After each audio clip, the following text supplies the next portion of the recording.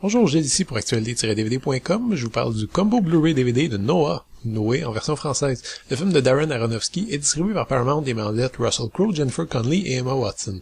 Sorti en magasin le 29 juillet 2014. Dans un passé lointain, l'humanité a sombré dans la décadence et la violence. La Terre a presque épuisé toutes ses ressources, malgré les efforts des veilleurs, des êtres surnaturels venus du ciel pour aider les hommes.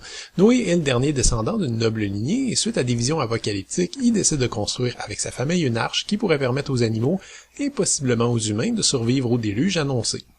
Il y a une tendance à Hollywood ces temps-ci, celle du film chrétien. Je sais pas exactement à quel moment les producteurs s'en sont rendus compte, mais quelque part entre La Passion du Christ, God is not dead et Heaven is for real, les décideurs ont tout d'un coup découvert un marché fondamentaliste lucratif, jusque-là laissé seul aux prises avec des productions indépendantes de qualité assez médiocre.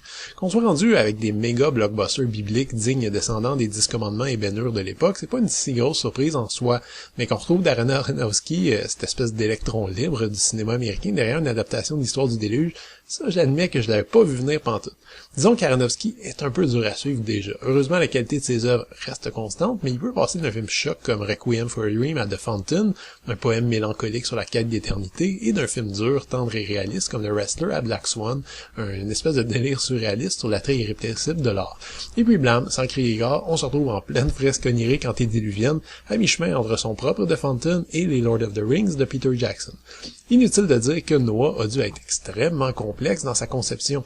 Heureusement, Aronofsky et son co-scénariste Harry Handel ont su tirer le mieux de cette histoire connue de tous, du moins d'un point de vue thématique.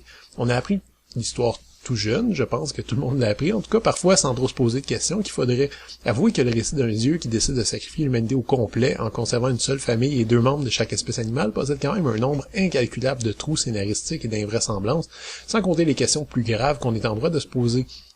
Aronofsky tente tant bien que mal de répondre à certaines questions, mais de façon générale, l'ambiguïté morale reste entière et on reste en pleine allégorie.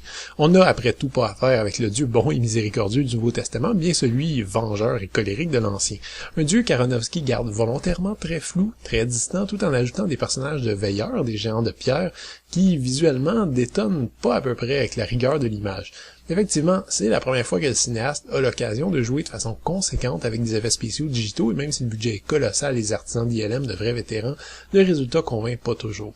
Les animaux sont presque photoréalistes mais pas tout à fait et les géants de pierre pourraient sortir d'un essai animé ou d'histoire sans fin malgré un design amusant. En revanche, les décors sont franchement impressionnants, à commencer par une arche massive qu'Aronofsky filme magnifiquement. Autre point extrêmement important, le casting est uniformément génial. Je dois dire que ça fait longtemps que j'ai pas regardé un blockbuster avec des interprètes aussi franchement motivé. Ça tombe bien parce que le scénario vire vite au drame psychologique assez lourd, alors des acteurs de la trempe de Russell Crowe, Jennifer Connelly et Ray Winstone, qui sont tous au sommet de leur forme ici, sont essentiels. Évidemment, la lourdeur est surtout psychologique.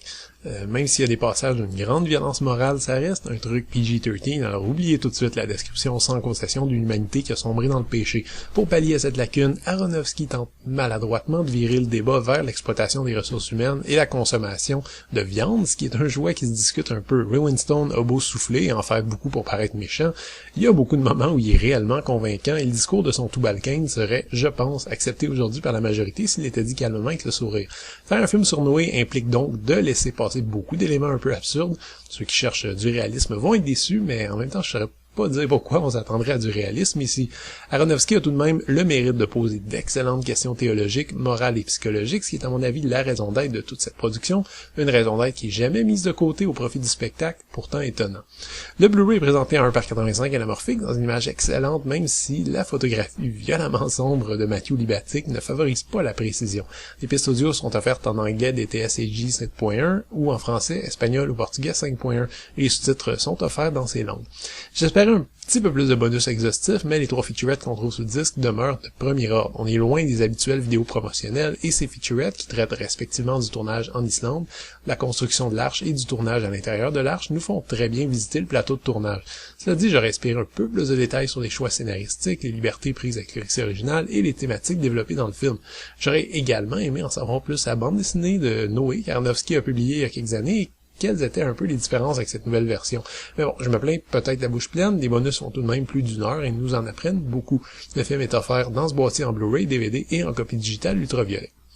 Avec du recul, Noah est une production dont l'existence même tient du miracle, une production à gros budget basée sur une allégorie biblique qui réussit l'exploit d'intégrer des performances excellentes, des thèmes progressistes et même une surprenante scène de Genèse qui fusionne la Bible avec la théorie de l'évolution tout en respectant globalement les deux parties. Des scènes audacieuses comme ça, il y en a un paquet dans Snoé, un film qui prend des gros risques à peu près à chaque scène sans trop en avoir l'air et qui forcément va se mettre à dos, je pense, la majorité du public. En ce qui me concerne, j'ai adoré, mais c'est clairement pas pour tout le monde. C'était Gilles, merci, bon visionnement.